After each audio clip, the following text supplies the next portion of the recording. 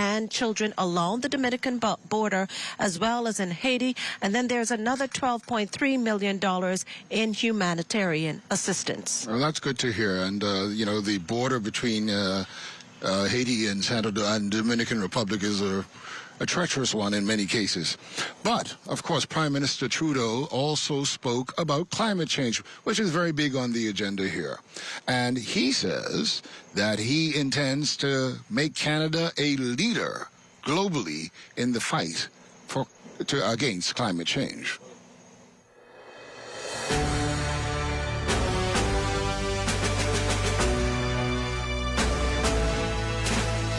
To build on this, today, I am announcing $44.8 million in new funding to tackle the climate crisis in the Caribbean.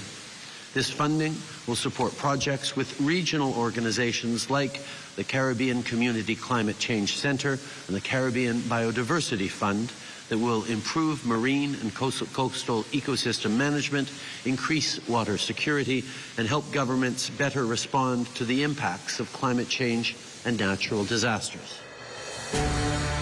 He also spoke specifically to an initiative that is designed to help get more funding for the Caribbean for climate change.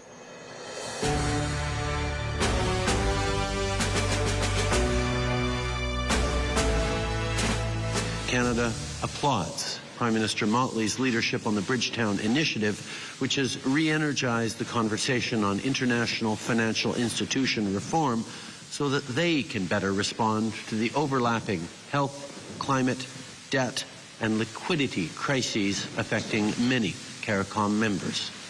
Canada is also honored to have been selected by the Board of Directors of the Caribbean Development Bank to chair the CDB Board of Governors. All right, well, climate change is real. We know about it with Dorian. And, of course, you know, we're not the big emitters. But, you know, places like Switzerland, you know, snow-capped mountains aren't so snow-capped all the time now. Climate change is something we've been hearing about for decades now, Julian. Summer's hotter, winter's colder, you know, and you've made that point about what's happening around the world. It's another burning issue that CARICOM leaders have to deal with during these next 2 days. Consequential decisions have to be made. And the Prime Minister has made the point, Julian. He's made the point at every turn.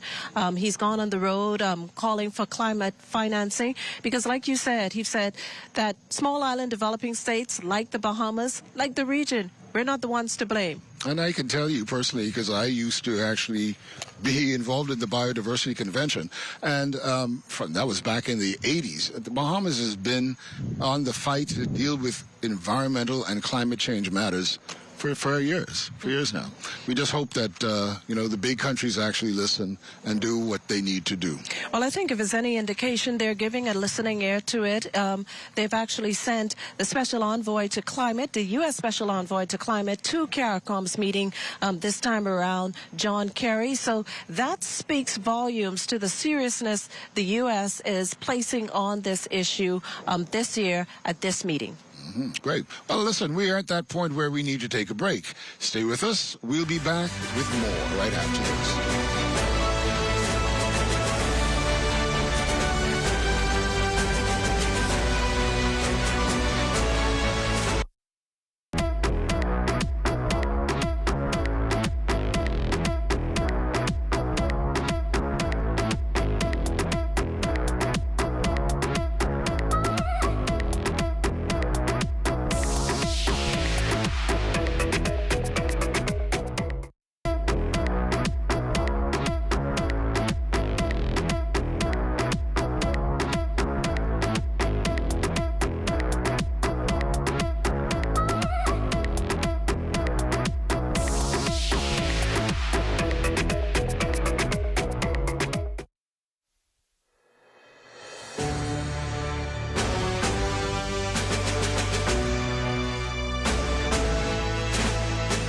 Welcome back. Food security is also high on the agenda here in this 44th regular meeting of heads of government of CARICOM.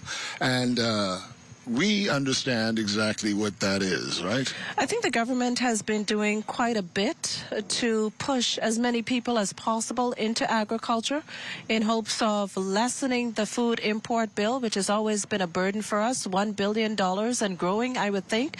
They have their challenges in terms of inducements and actually luring people into it.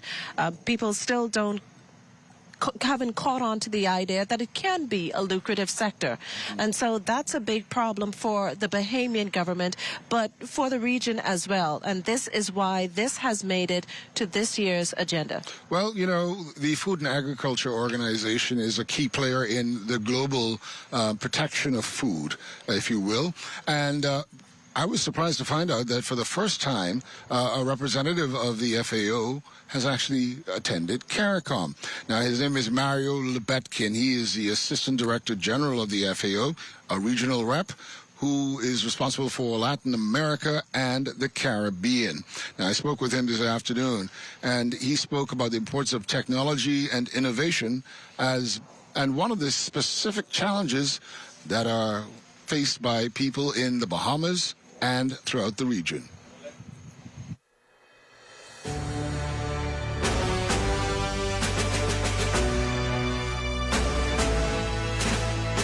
How we can do more with less. This is a big challenge. Because when the countries of the Caribbean decided to reduce food import, to try to develop your own capacity, that means that you are not a lot of money to do this, so you need to combine investment, technology, like you say, innovation, to try to reduce cost and at the same time to increase the capacity. Well, Mr. Lebetkin also spoke to the importance of taking a new approach to food safety and production, and it should be cross-generational. He says what's also important, and that's what he's happy to see that's going on here, is the high-level dialogue that is taking place at these CARICOM meetings.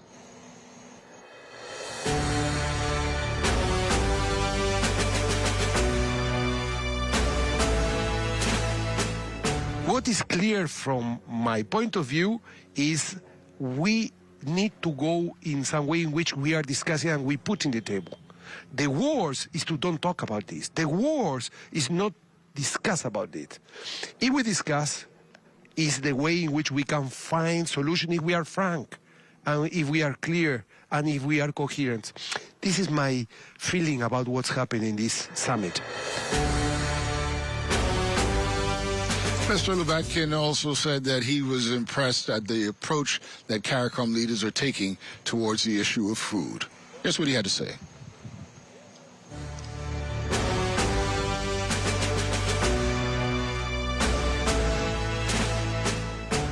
I feel that they are well prepared, really well prepared. And I want to say this because I know a lot of presidents, a lot of kings or queens in different parts of the world, and I can say to you that I will leave this region with optimism. Mr. Lebetkin also pointed out that in 2015, world leaders pledged to work towards zero hunger. That's one of the Sustainable Development Goals by the UN. It's actually due by 2030. That's only 7 years away. We may not make the deadline in full, but we could take measures and have significant strides to get there. You speak of significant strides, and that's exactly how the Prime Minister put it. He said, we're making significant strides, although he acknowledged, you know, there's still some ways to go in terms of food security. For her part, Carol Barnett, the Secretary General of CARICOM, she noted that agriculture ministers have for the past 2 years have been focused on identifying specific products. You spoke of technology. They've been focused on identifying technologists, commodities, and generating projects that need financing in order to increase the availability of food across the region. So this is not just a Bahamas thing, this is a regional thing. And it's made worse by the fact that we've had to contend for a good many months now with inflation. And if you think about, too, food costs and the environment, we all need to eat less meat. Exactly. And it creates a healthier region as well. And that's what we've been contending with for years. For years, our health officials have been saying we have too high of a non-communicable diseases rate. You know, we are contending with a heart disease and a diabetes. While we see many people exercising, we need to have more of them on the tracks, in the gyms, you know, to reduce the number of people in hospital beds. Absolutely, absolutely. Now, of course, we are giving you continuous coverage, live coverage, and we just want to let you know the schedules.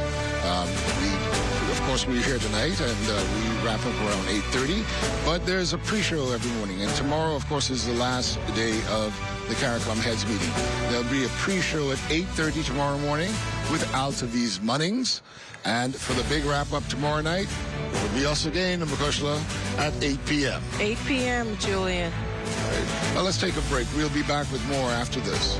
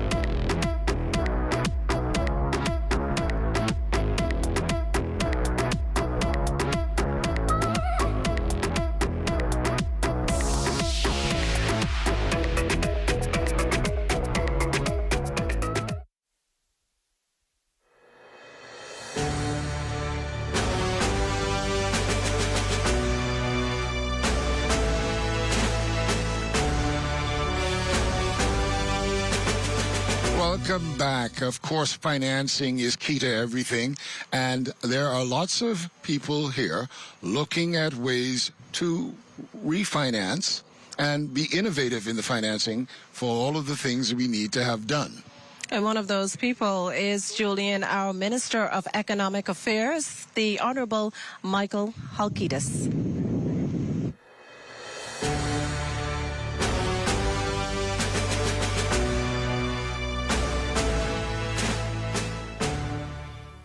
Among some of the issues that will be discussed at this week's 44th annual CARICOM Heads of Government meeting has to deal with finance and economics, as money is important throughout the entire region.